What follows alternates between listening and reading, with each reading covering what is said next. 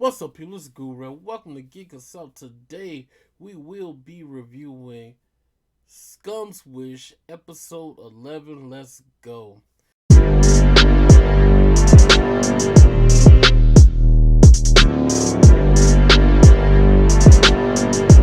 Perfect. Alright, guys, this is another very interesting episode, man. This really dived into a lot of emotional content, man. I must admit. We started Akane. By far, Akane is the best character on this show. Um, Better than Mugi and just way better. Uh, the way she's written, she is so complex, and we find out that excuse me, we find out that we get a little more of a look back into her past and how she's treated men and how she sleeps around and the way she just uses people to get what she wants. Is like she's not feeling anything. She's just like a emotionless void of, I don't know, which was a psychopath or what it was. She's not violent, but the way normal human beings react to emotional, especially romance stuff like that, she doesn't have. Seem like she doesn't have the capacity to love or be loved. Um, and it is expanded upon this, and it starts off like she's dreaming, and she's still with Kane, the simp of the year, and next year, and the year after that. Um, so this beta, oh my gosh, I hate his character. This dude, he's with her. They go on this out of trip. She's planning to dump him and stuff, man. She sees the dude is weak, you know what I'm saying? But for some reason, he's throwing her off her game because no matter how much emotional trauma she throws at him, he just sucks it up. He's like a sponge. He's a glutton for punishment. To the fact that she doesn't realize why he isn't react like a normal man would,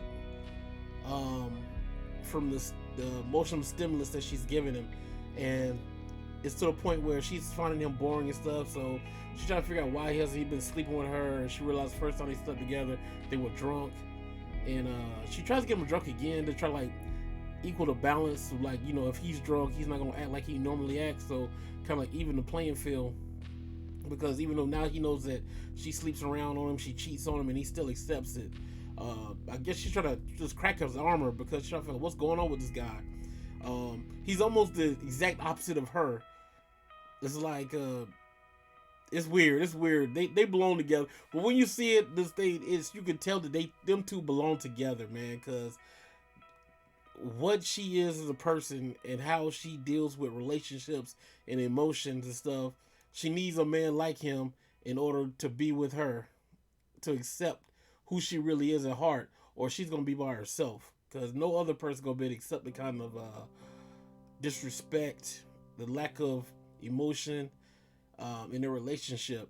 And she pretty much tells her, like, you know, she asked him a question like, if I do this to you, how would you feel? And he'd be like, well, I'll hate you. And he was pretty much like, well, you know, I only know one way, and that's the kind of way of me loving you. Even though you, she said, how can you love me and somebody hate? How can you love somebody that hates you, pretty much? And he's just like, I am. You know, it's like whatever she dished out, he could just take it, and it wasn't hurting him. And it wasn't hurting him. And she just couldn't accept it. And he just told her that he was broke down and told her that, hey, I love you. All her flaws, all this emotional baggage, all this unfeeling, uncaring, all this being a slut, he still loves her, warts and all. He loves her for who she is. You know, no matter what, and no matter what she does to him, he's still gonna love her. So, who can't accept that deal? Pretty much, it's like no matter what I do, no matter who I am, you're gonna accept me from my past. You're gonna accept me from my past mistakes. You know, being a whore.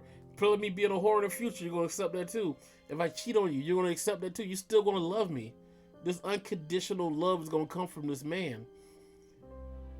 And so they end up making love, and it was cool, and it made sense.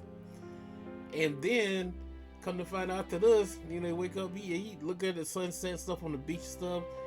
He asked her to marry him. She said yes, which is great, man. This is a beautiful story, man. Y'all know the guru, man. I am a sucker for a romance. I love romance, man.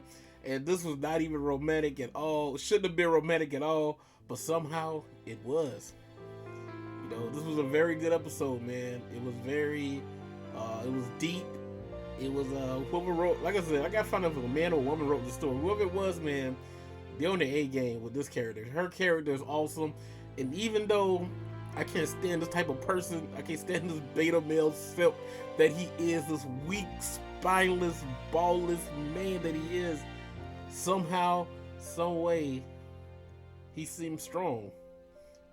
You know, he able to accept what she was dishing out and still love her anyway.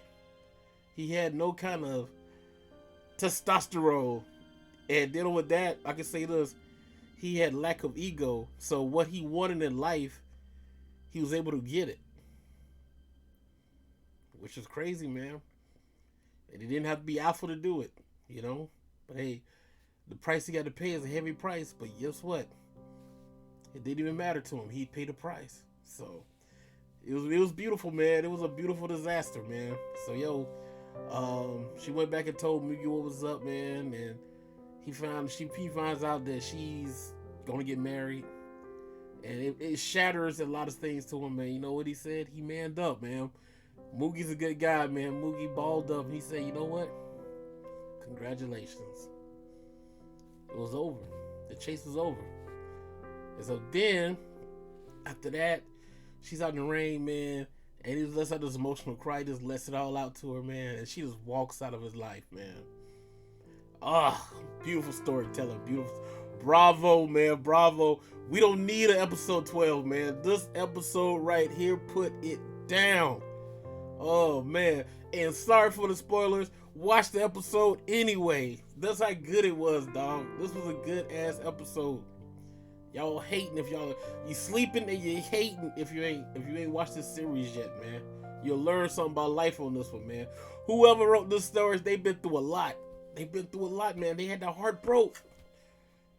And they still out there doing their thing, man. And guess what? We got another episode to go because we don't know how my man I can't even think of her name no more. Damn. Mugi and old girl. I forgot her name. Why I can't remember her name? She'd have been supposed to be the main character. Anyway, that just shows how interesting she is. Akane, man, is the real MVP of this show. But we gotta resolve them two because they had a little scene between. I can't think of the girl's name.